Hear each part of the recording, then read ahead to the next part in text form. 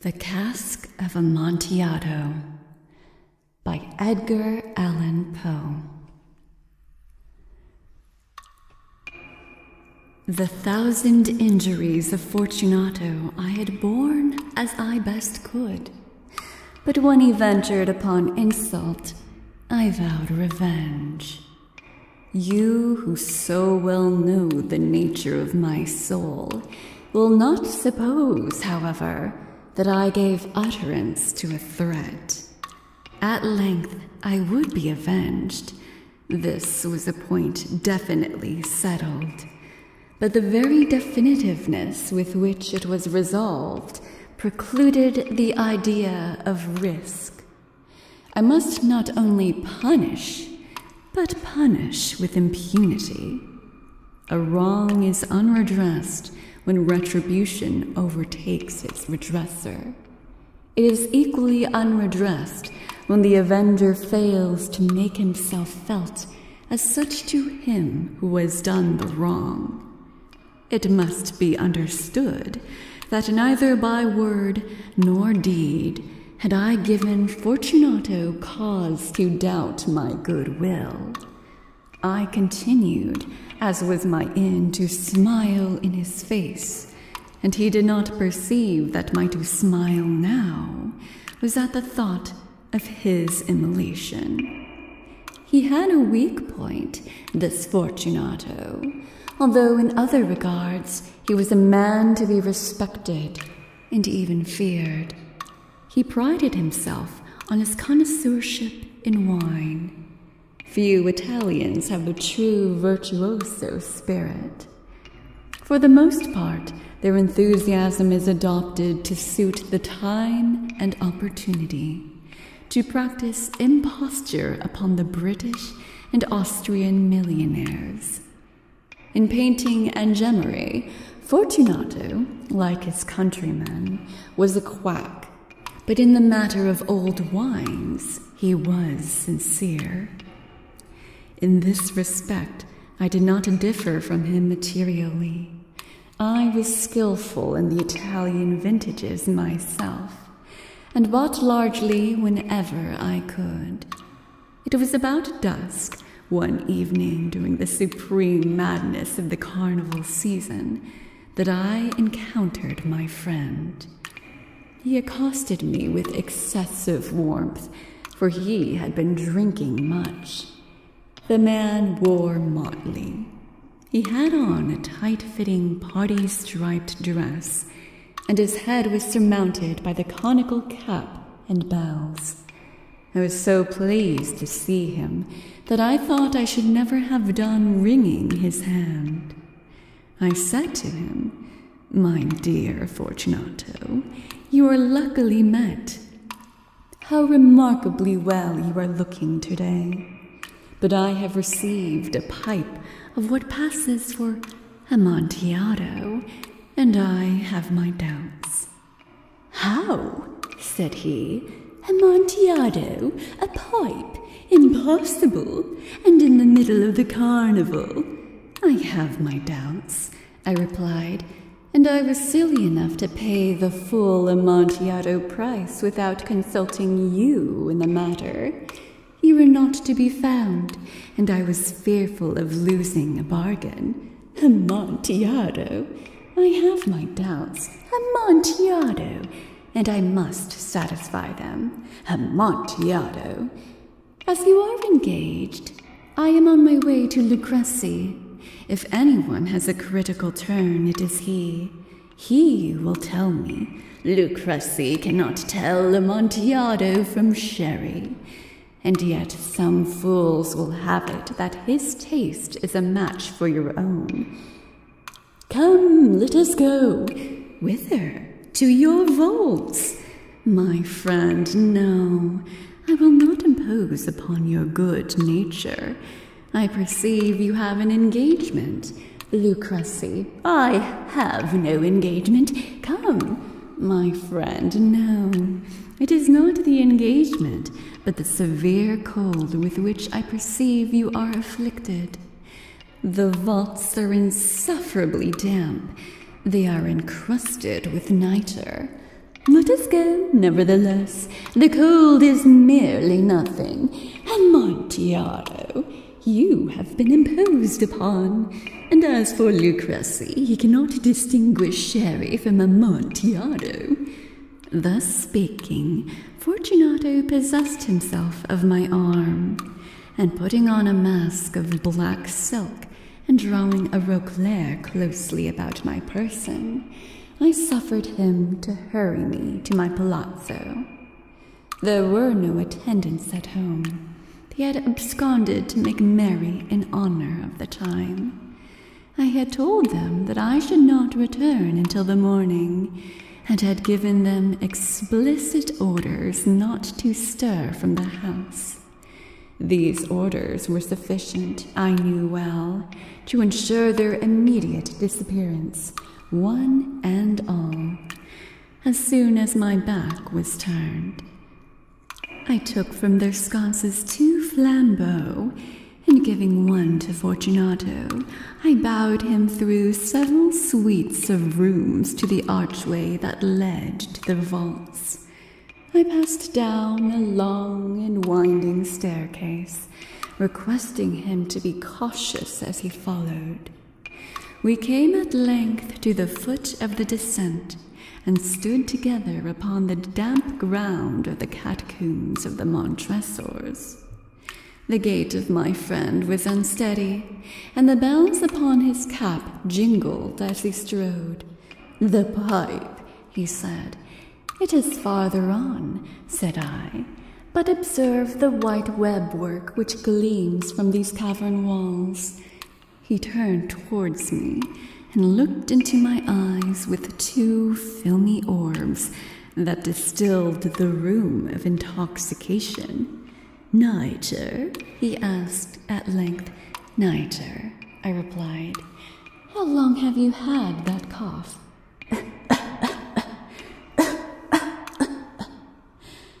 My poor friend found it impossible to reply for many minutes.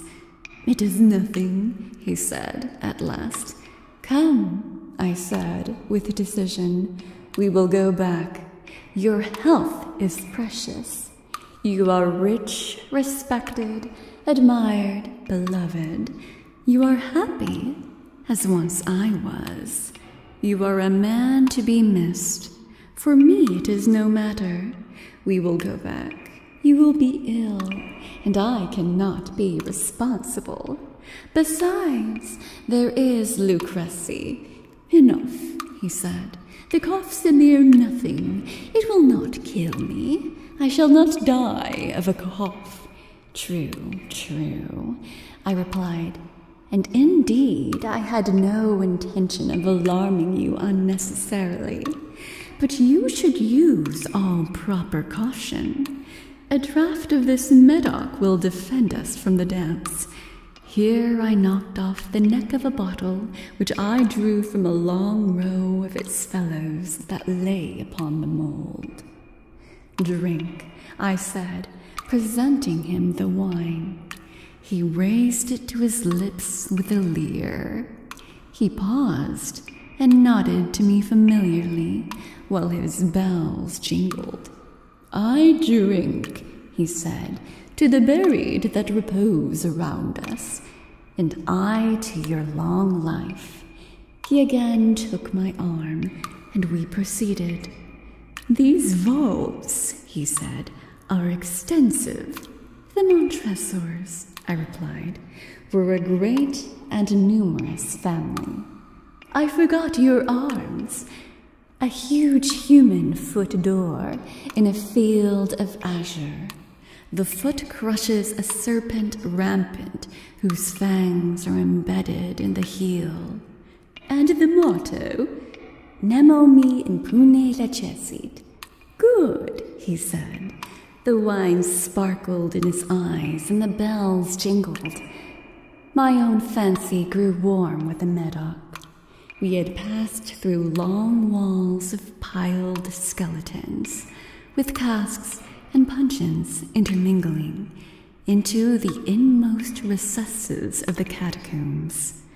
I paused again, and this time I made bold to seize Fortunato by an arm above the elbow. "The nitre," I said.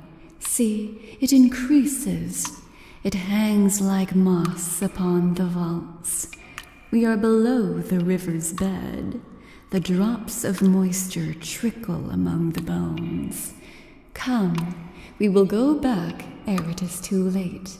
Your cough, it is nothing," he said. "Let us go on. But first, another draught of the Medoc." I broke and reached him a flagon of de Grave. He emptied it at a breath. His eyes flashed with a fierce light. He laughed and threw the bottle upwards with a gesticulation I did not understand. I looked at him in surprise. He repeated the movement, a grotesque one. "You do not comprehend," he said. "Not I," I replied. "Then you are not of the Brotherhood."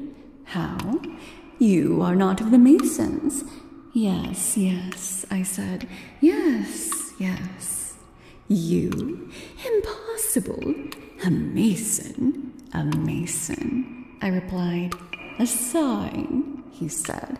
"A sign." "It is this," I answered, producing from beneath the folds of my roquelaire a trowel. "You jest," he exclaimed, recoiling a few paces. "But let us proceed to the Amontillado." "Be it so," I said, replacing the tool beneath the cloak and again offering him my arm. He leaned upon it heavily. We continued our route in search of the Amontillado. We passed through a range of low arches, descended, passed on, and descending again, arrived at a deep crypt in which the foulness of the air caused our flambeaux rather to glow than flame. At the most remote end of the crypt, there appeared another, less spacious. Its walls had been lined with human remains, piled to the vault overhead, in the fashion of the great catacombs of Paris. 3 sides of this interior crypt were still ornamented in this manner. From the 4th side, the bones had been thrown down and lay promiscuously upon the earth, forming at one point a mound of some size. Within the wall thus exposed by the displacing of the bones, we perceived a still interior crypt or recess, in depth about 4 feet, in width 3, in height 6 or 7. It seemed to have been constructed for no especial use within itself, but formed merely the interval between 2 of the colossal supports of the roof of the catacombs, and was backed by one of their circumscribing walls of solid granite. It was in vain that Fortunato, uplifting his dull torch, endeavored to pry into the depth of the recess. Its termination the feeble light did not enable us to see. "Proceed," I said. "Herein is the Amontillado. As for Lucrezi, he is an ignoramus," interrupted my friend, as he stepped unsteadily forward, while I followed immediately at his heels. In niche, and finding an instant, he had reached the extremity of the niche, and finding his progress arrested by the rock, stood stupidly bewildered. A moment more, and I had fettered him to the granite. In its surface were 2 iron staples, distant from each other about 2 feet horizontally. From one of these depended a short chain, from the other a padlock. Throwing the links about his waist, it was but the work of a few seconds to secure it. He was much too astounded to resist. Withdrawing the key, I stepped back from the recess. "Pass your hand," I said, "over the wall. You cannot help feeling the nitre. Indeed, it is very damp. Once more, let me implore you to return. No? Then I must positively leave you. But I must first render you all the little attentions in my power." "The Amontillado!" ejaculated my friend, not yet recovered from his astonishment. "True," I replied, "the Amontillado." As I said these words, I busied myself among the pile of bones of which I have before spoken. Throwing them aside, I soon uncovered a quantity of building stone and mortar. With these materials, and with the aid of my trowel, I began vigorously to wall up the entrance of the niche.